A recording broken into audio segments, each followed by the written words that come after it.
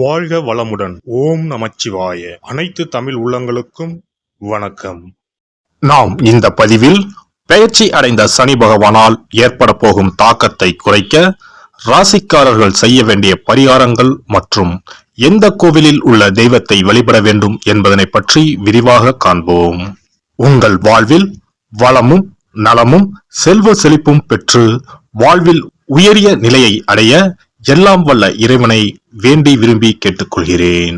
நீதி பகவானாக பார்க்கப்படும் சனி பகவானின் ஆதிக்கம்தான் நம் வாழ்க்கையின் சகலத்துக்கும் காரணம். ஒருவர் தன் கடமை நேர்மையில் இருந்து தவறும் போது அதற்கான தண்டனையை சனி பகவான் கடுமையாக கொடுப்பார். அதனால்தான் சனி பயிற்சி என்றாலே நாம் பயப்படுகிறோம். என்ன ஆகுமோ எப்படி இருக்குமோ என்று நடுங்குவோம். ஜோதிடத்தில் நம்பிக்கை இல்லாதவர்களின் நெஞ்சங்களிலும் பயத்தை கொடுப்பவர் சனி பகவான். பொதுவாக சனி பகவான் 2.5 ஆண்டுகள் ஒரு ராசியில் சஞ்சரிப்பார். அந்த வகையில் 12 ராசிகளையும் கடப்பதற்காக 30 ஆண்டுகளை எடுத்துக்கொள்கிறார். இவ்வாறு ஒவ்வொரு முறையும் சனி பகவான் பயிற்சி அடையும் போது அனைத்து ராசிகளிலும் ஆக்கப்பூர்வமாக இருப்பதில்லை. அப்படியாக சனி பகவான் மகரம் ராசியில் இருந்து கும்ப ராசிக்கு இடப்பெயர்ச்சி அடைகிறார். அதன்படி மேசம் லாபச்சனி, ரிஷபம் தொழில் சனி, மிதுனம் பாக்கிய சனி, துலாம் புண்ணிய சனி, தனுசு தைரிய சனி என வருவதால் இந்த ராசிக்காரர்கள் கொஞ்சம் நிம்மதி பெருமூச்சு விடலாம். அவ்வப்போது சனி பகவானை வழிபாடு செய்து வாருங்கள். வாழ்க்கையில் நல்லது நடப்பதற்கும் நன்றியை சொல்லிவிட்டு வாருங்கள். அதுவே கடகம் ராசிக்காரர்களுக்கு அஷ்டம சனியும், சிம்ம ராசிக்காரர்களுக்கு கண்டச்சனியும், கும்பம் மகரம் மீனம் உள்ளிட்ட ராசிக்காரர்களுக்கு 7.5 சனியும் உள்ளது. தனுசு ராசிக்காரர்கள் 7.5 சனியில் இருந்து விடுபட்டு உள்ளீர்கள். விருச்சிகம் ராசிக்காரர்களுக்கு அர்த்தாஷ்டம சனியாக உள்ளது. எனவே இவர்கள் தங்கள் வாழ்க்கையில் எடுத்து வைக்கும் ஒவ்வொரு அடியையும் மிகுந்த எச்சரிக்கையுடன் எடுத்து வைக்க வேண்டும். மேலும் கும்ப ராசியில் சஞ்சரிக்கும் சனி பெயர்ச்சியின் தாக்கம் அனைத்து ராசிகளிலும் காணப்படும்.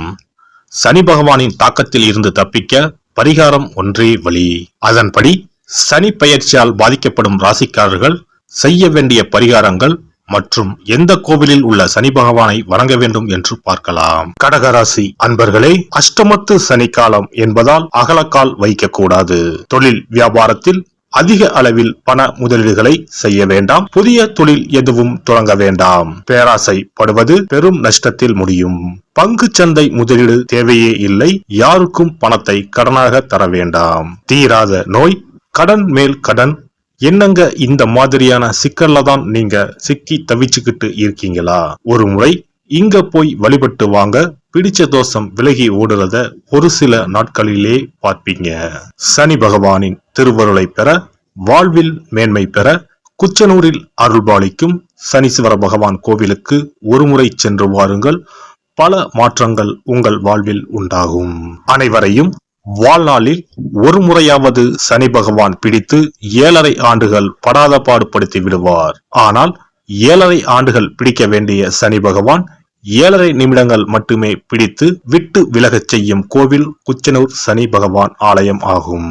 2000 ஆண்டுகள் பழமையான இந்த கோவிலில் இதுவரை கும்பாபிஷேகம் நடத்தப்பட்டது கிடையாது. இங்கு சனீஸ்வரர் சுயம்புவாக தோன்றியவர் என்பதால் இவருக்கு கும்பாபிஷேகம் கிடையாது. பொதுவாக சனி பகவான் கெடு பலன்களையே அதிகம் தரக்கூடியவர் என நம்பப்படுகிறது. ஆனால் குச்சனூர் சனி பகவான் நன்மைகளையும் நல்ல பல யோகங்களையும் தன்னை வந்து வழிபடும் பக்தர்களுக்கு வழங்குகிறார். 7.5 சனி முதல் எந்த சனி திசை நடந்தாலும் அவர்களின் முன்வினை கர்மாக்களை அழித்து கஷ்டங்களை போக்கி நன்மைகள் பலவற்றை இந்த சனீஸ்வரர் அருள்வார். சனி பகவான் மூலவராகவும் அதுவும் சுயம்புவாக அருள் செய்யும் ஒரே கோவில் தேனி மாவட்டத்தில் உள்ள குச்சனூரில்தான். திருநள்ளாறு தலத்திற்கு பிறகு அதிகமான பக்தர்கள் சனிதோஷ நிவர்த்திக்காக சென்று வழிபடக்கூடிய தலம் குச்சனூர். சனி பகவானுக்கு என்று இந்தியாவிலேயே தனியாக கோவில் இருக்கும் ஒரே தலம் குச்சனூர் மட்டும்தான். இங்கு சனீஸ்வரனே மூலவராக தனி சன்னதியில் காட்சி தருகிறார். இங்குள்ள சனீஸ்வரன் சுயம்புவாக லிங்க வடிவில் காட்சி தருகிறார்.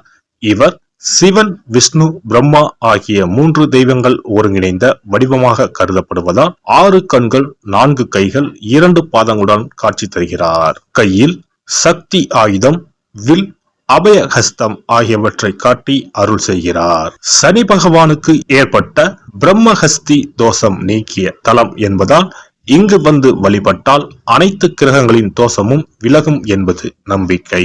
மற்ற சனி பகவான் தலங்களில் வணங்கினால் சனியின் தாக்கம் மட்டும்தான் குறையும்.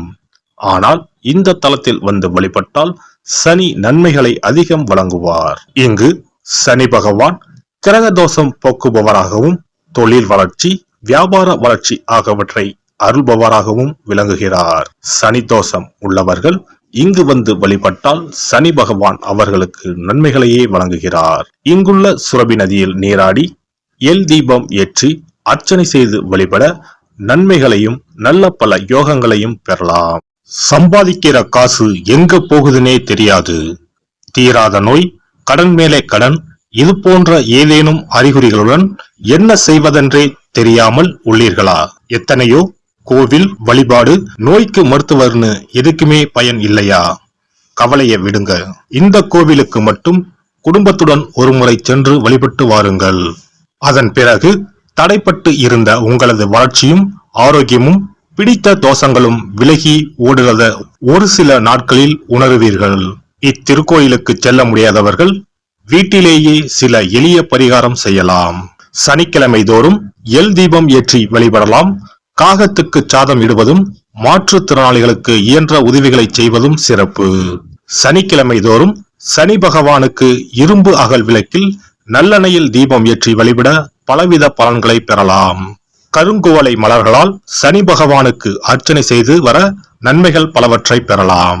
வன்னிமர இலைகளை மாலைகளாக தொடுத்து சிவபெருமானுக்கு சனிக்கிழமை தோறும் சாற்றி வணங்கி வழிபடவும். சனிக்கிழமை அசைவ உணவு கண்டிப்பாக சாப்பிடக்கூடாது. சனிக்கிழமை தோறும் நல்லெண்ணெய் குளியல் செய்தால் கெடுதல் குறையும். விநாயகர் வழிபாடு செய்வது மிக உத்தமம். அனுமன் வழிபாடு சனி பகவானின் தொல்லைகளை குறைக்கும். விசேஷ நாட்களில் மண் அகலில் நெய், நல்லெண்ணெய், இலுப்பை எண்ணெய் மூன்றும் சேர்த்து பஞ்சு திரியிட்டு தீபம் ஏற்ற வேண்டும். இவ்வாறு விளக்குகள் ஏற்றி வழிபட்டால் சகல நன்மைகளும் சூழும். சாமி சன்னதியில் இந்த தீபங்கள் இரண்டையும் ஏற்றி வழிபடுவது இன்னும் மிகச் சிறப்பு. எல்லாம் வல்ல இறையருளால் நீங்களும் உங்கள் அன்பு குடும்பமும் உடல் நலம், நீலாயுள், நிறை செல்வம், உயர் புகழ், மெய்ஞானம் ஓங்கி வாழ்க வளமுடன். இந்த வீடியோ உங்களுக்கு பிடிச்சிருந்தா லைக் பண்ணுங்க, ஷேர் பண்ணுங்க அண்ட் சப்ஸ்கிரைப் பண்ணுங்க. பக்கத்துல இருக்க பெல் ஐகானை கிளிக் பண்ணுங்க. நன்றி, வணக்கம், வாழ்க வளமுடன்.